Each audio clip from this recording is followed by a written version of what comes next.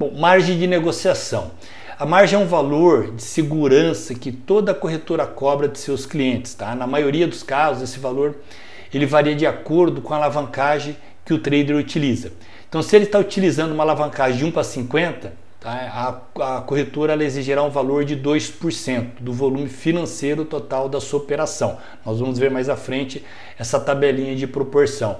Esse valor ele é retido pela corretora até o fechamento da operação, tá? Onde o valor depois ele é devolvido. Esse valor que foi retido, a corretora devolve, tá? É só uma forma de segurança dela e é uma forma de o trader não quebrar a sua conta, né? E nem a corretora sair no prejuízo. Então, ele retendo essa margem, é um seguro que ela reteu. Se porventura a sua operação for contra começar a ficar negativa, tem aquele valor ali de margem segurado. Então, mesmo que se você zere a sua conta, ficou aquela margenzinha ali que depois é devolvida para você, tanto no momento se fechou automaticamente por ter zerado a sua conta, ou quando você fecha a sua operação no lucro também é devolvido essa margem, perfeito? Bom, e aqui então os exemplos de margem. Então, na compra de um lote de 10 mil unidades do euro, ao preço de 1,11205, com saldo em conta 300 e alavancagem de 50. Okay? Então, o volume financeiro necessário é 11.120 dólares, nós já sabemos fazer esse cálculo, são as 10 mil unidades, né, vezes o valor que nós estamos pagando.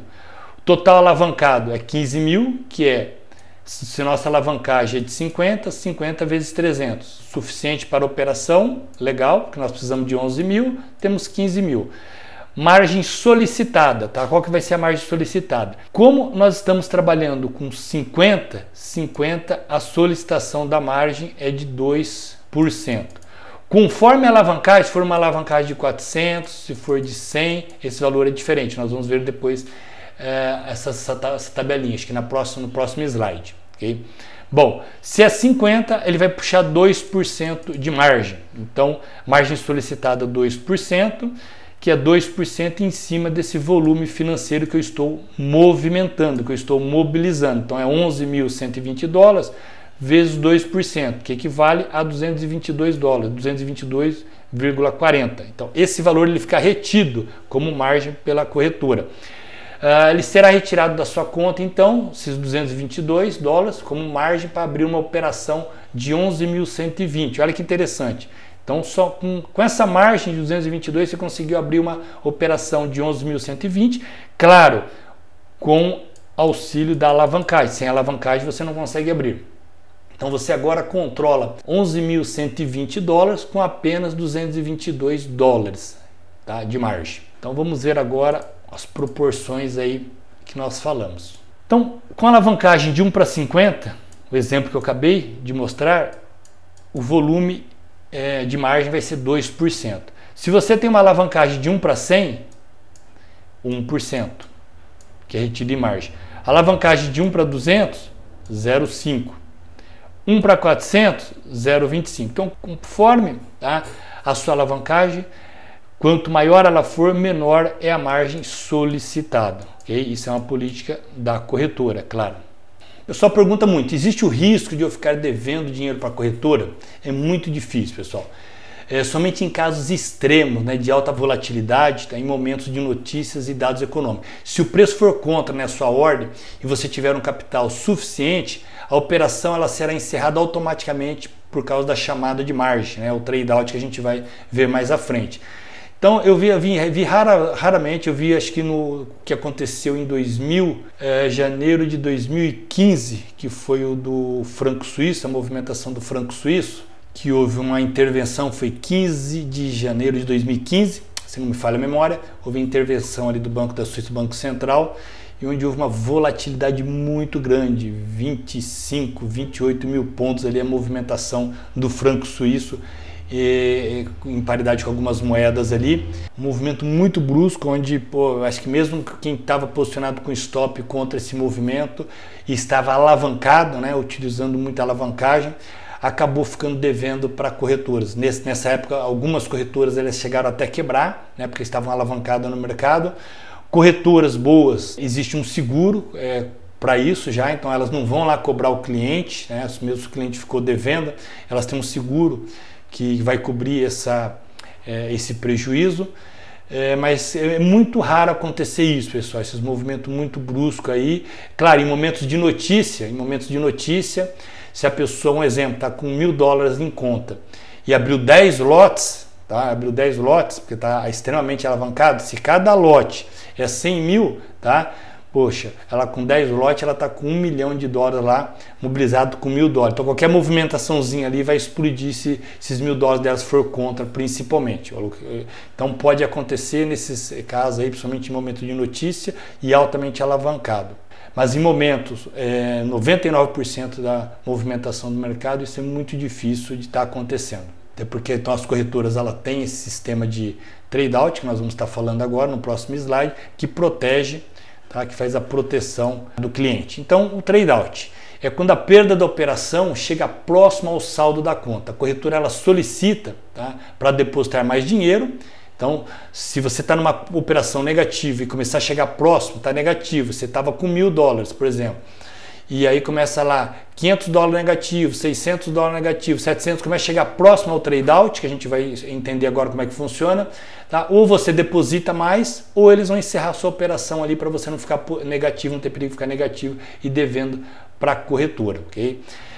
Então é quando chega ao mínimo da margem requerida. Lembra daquela margem que eu falei? Que a corretora ela puxa quando você abre uma operação. Então quando chega próximo aí essa margem, então por exemplo, puxou $300 de margem, tá 400, 350, 310, a hora que for bater nos 300 encerra tudo para não ter perigo de você ficar negativo. Isso é fechado automaticamente, sem você intervir de forma alguma. A corretora é automática na plataforma de proteção, uma forma de proteção da própria corretora. Vamos ao exemplo então do trade out. Então nós temos aqui um nível de trade out que é de 30%, isso varia de política de corretora para corretora. Por exemplo, a corretora que eu opero é 30%. Então vamos ao exemplo, e o capital em conta, você tem $10.000 com alavancagem de 1 para 400, tá? Você comprou aí 50 lotes a 1.11370. Portanto, a exigência da margem é de 1.250 do seu patrimônio. Nós já sabemos fazer isso, nós vamos pegar os 50 lotes, que é igual, tá, a 500 mil, que equivale a 500 mil, vezes 0,25% de margem. Lembro que para 400 vezes, vou voltar aqui para 400 vezes, eu preciso de 0,25%, que a corretora puxa 0,25% de margem. Então ficou o mercado, o mínimo de trade out é 30%, que equivale a $1.250, ok? Vezes os 30%, que equivale de margem puxada então pela corretora, $375. Então isso daqui é o valor de margem que a corretora mobilizou do seu capital, ok? Então você comprou a 1.11370, o preço começa a cair, 1.11180, vai estar negativo, tá? Vai estar negativo $9.500, que equivale a essa diferença, isso menos isso, equivale a 19 pips. 19 pips vezes $10 por pips, vezes 50 lotes, seu patrimônio então vai estar aí negativo 9.500. Okay? 9.500 menos os 10 mil que você tinha, você tem livre em conta $500. Olha só que interessante, você tem 500 positivo em conta. Quanto que é seu trade out? 375. Tá? Se chegar próximo a isso ou abaixo disso, tá? Ela vai encerrar automaticamente. E olha que interessante, se o mercado cair meio pip, não é um pip, tá? Meio pip para que ele estava em 180, vamos pegar as três últimas casas, 180, ele cair para 175, que equivale a meio pip, as perdas aumentariam para 9.750 e o saldo vai cair para $250. Ele só caiu meio pip, tá? Meio pip de 250, ele já ficou abaixo dos 375, tá? Já entrou aí num estado de emergência, porque o certo era quando batesse os 375 encerrar. Aqui ele pulou, porque estava tão alavancado, o cara estava com 50 lotes, tão alavancado que meio pip já ultrapassou os 375. Ficou $275 dólares ali, sobrando na conta, positivo, ele tinha que ficar no mínimo 375. Então ele é menos, esse valor ele é menos que a margem requerida, dessa forma é encerrado automaticamente a sua operação, você queira ou não, tá? Encerra automaticamente. Ou você deposita mais dinheiro, tá? Para aumentar esse saldo aqui, tá? Então você depositou lá mais $1.000 na conta, então ficou 1.250. Opa, quanto que eu preciso? Estou a mais do que os 375? Sim, estou com 1.250. Então, se o preço voltar aí a favor, legal. Se continuar aí contra, vai continuar diminuindo de novo e chega um momento, tá, que vai estourar novamente, se você entrou numa operação errada. Até porque você está muito alavancado. 50 lotes para uma conta de 10 mil é exageradamente alto esse volume. Mas apenas como exemplo aqui, para você entender realmente como é que funciona o trade out. Drawdown. O que é o drawdown? Ele significa a quantidade de dinheiro que você perde fazendo trades, tá? Seria o quanto você perdeu. Exemplo, suponha que você comece com um valor de $20.000 e perde na primeira operação $1.000. O seu drawdown foi de 5%.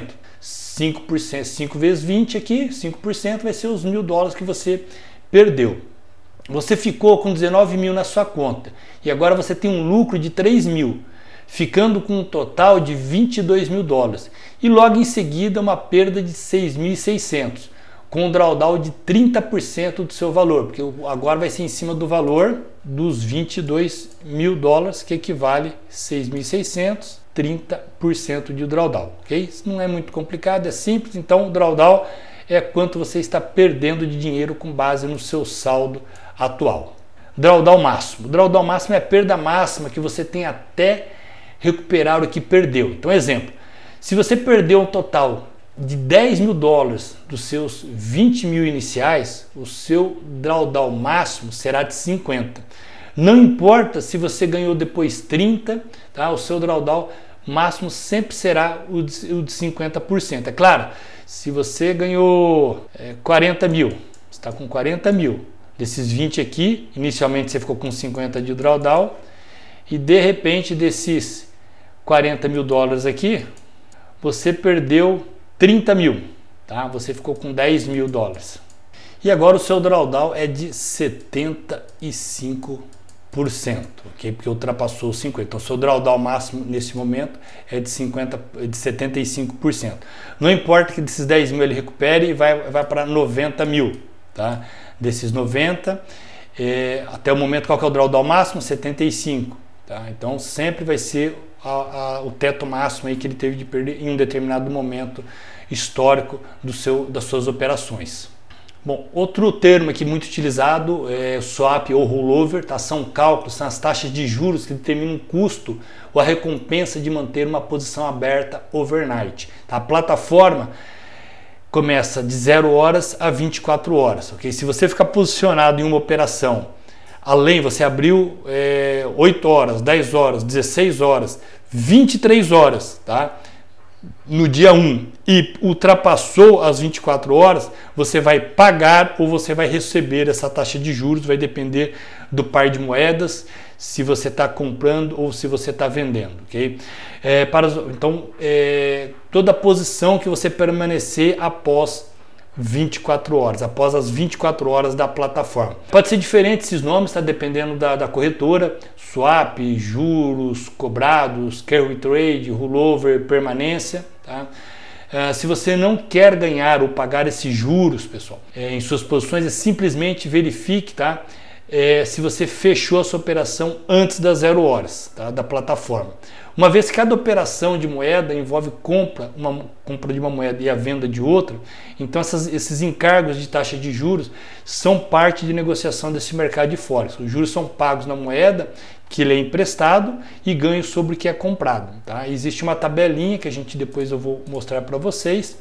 Uma observação: verifique se a sua corretora o horário de 0 horas, cada corretora tem o seu horário de referência conforme o GMT, né, conforme a sua localidade.